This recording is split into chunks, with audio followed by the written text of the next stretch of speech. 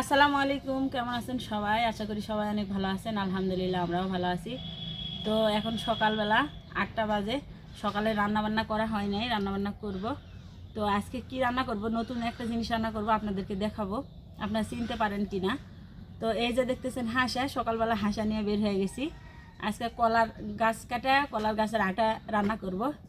তো দেখতে থাকুন ভিডিওটি, আশা করি আপনাদের ভালো লাগবে।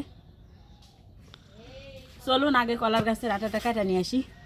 তো এই যে এই কলার গাছটা, এটা হচ্ছে আমাদের কলার গাছ। তো কলা কান পাকাই গেছিলো, গাছেই পাকাই গেছে, অর্ধেক 2 ছড়ি কলা খায়া লিছে পাকিয়ে। তারপরে দেখতে পাইছি, তারপরে কাটা নিয়ে গেছি কলা, কিন্তু কলার গাছটা এইভাবে রেখে দিছি, তরকারি খাবো সেই জন্য। তো এখন কাটা নিব।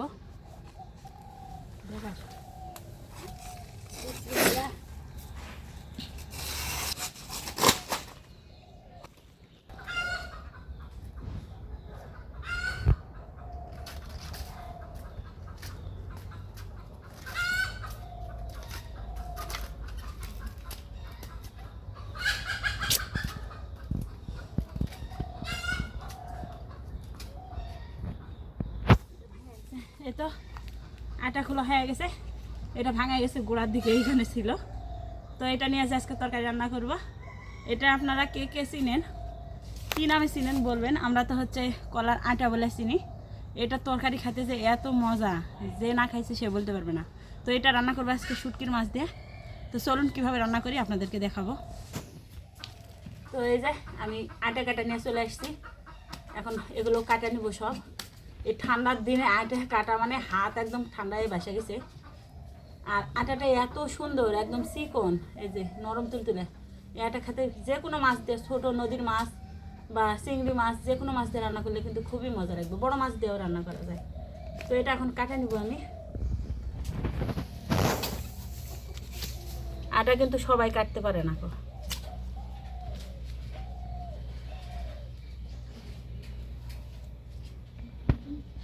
আটাটা অনেক সুন্দর, নরম।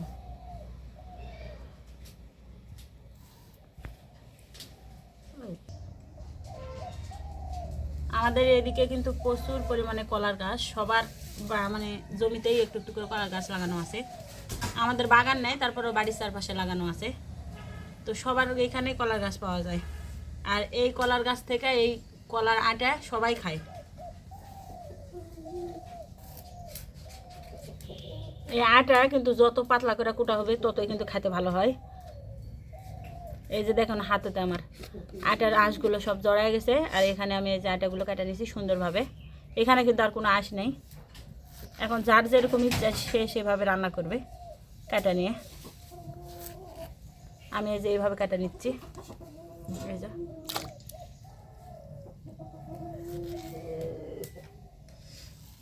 এই যে সম্পূর্ণ আটাগুলো আমার কাটা হয়ে গেছে, এইভাবে কুটে নিছি। এই তো সবগুলো কাটা হয়ে গেছে। এখন এর ভিতরে বেগুন দিব। বেগুন না দিলে কিন্তু খেতে ভালো লাগে না, আটার তরকারিতে একটু বেগুন দিতেই হয়।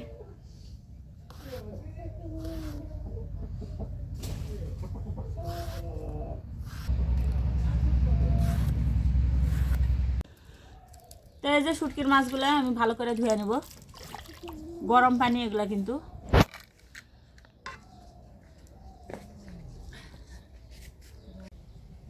এই যে তেল দিয়ে দিলাম প্রথমে।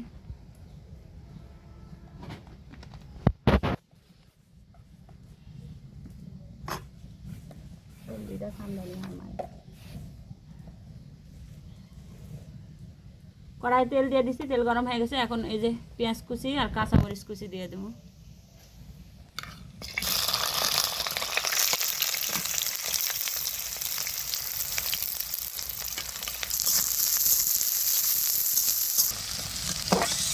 আর মাটির চুলায় তরকারি রান্না করলে এমনিই খেতে ভালো লাগে। পেঁয়াজটা লাল করে ভাজা হয়ে গেছে, এখন একটু জিরা দিয়ে দিব। এই তো গোটা জিরা।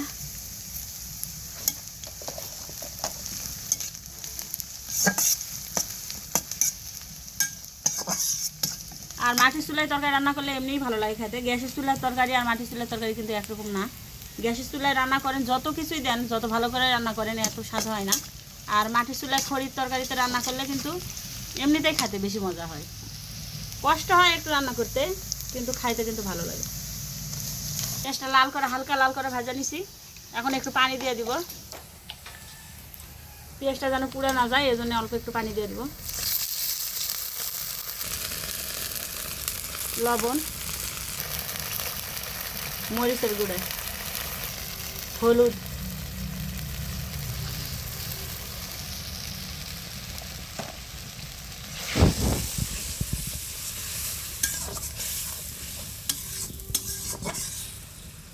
আর কোনো মশলা দিব না।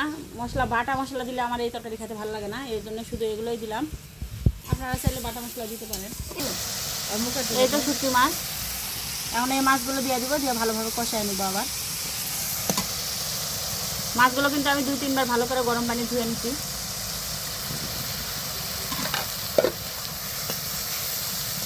এখন শুটকি মাছগুলো আবার ভালোভাবে কষায় নেব।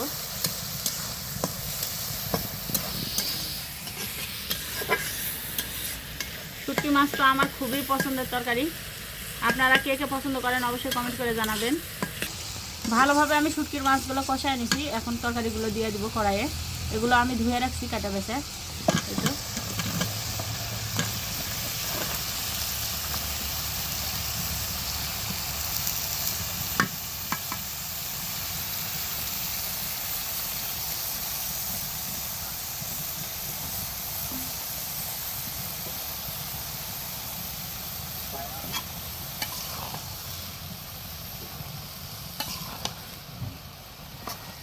তরকারি দেওয়ার পরে সুন্দর করে সব কিছু একসঙ্গে মিশিয়ে নিব।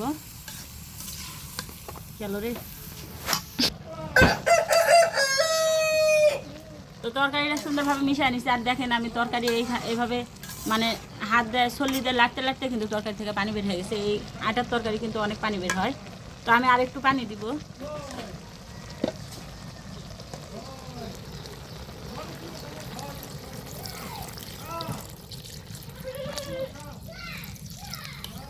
একবারে পানি দিব, পরে আর পানি দিব না তরকারিতে।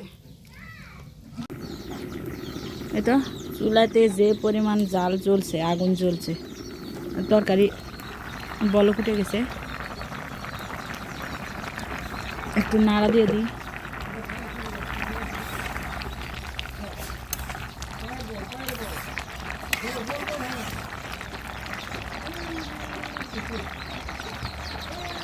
আবার ঢাকা দিব।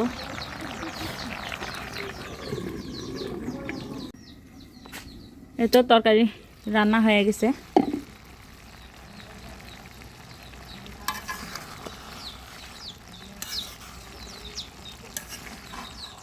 এই তো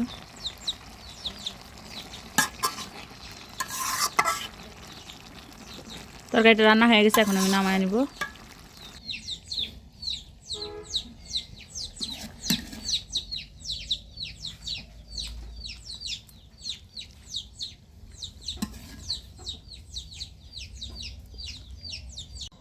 তো তরকারি রান্নাটা আমার হয়ে গেছে, রান্না করা শেষ। এই তো দেখেন তরকারিটা কেমন হয়েছে। বেগুন, কলার থোড় বা আটা যাইকন আর শুটকির মাছ দিয়ে রান্না করছি। এত সুন্দর একটা ঘ্রাণ বের হয়েছে তরকারির। তো এই তরকারিটা আপনারা কে কে খাইছেন জানি না, আমার অনেক ভালো লাগে। তো এই তরকারিটা আপনারা রান্না করে একবার খেয়ে দেখবেন, খেতে কিন্তু অনেক মজা। তো আজকের ভিডিওটি যদি আপনাদের ভালো লেগে থাকে অবশ্যই আমার চ্যানেলটি সাবস্ক্রাইব করে দিবেন, লাইক, কমেন্ট এবং শেয়ার করবেন। সবাই ভালো থাকবেন, সুস্থ থাকবেন। সবাইকে আল্লাহ হাফেজ।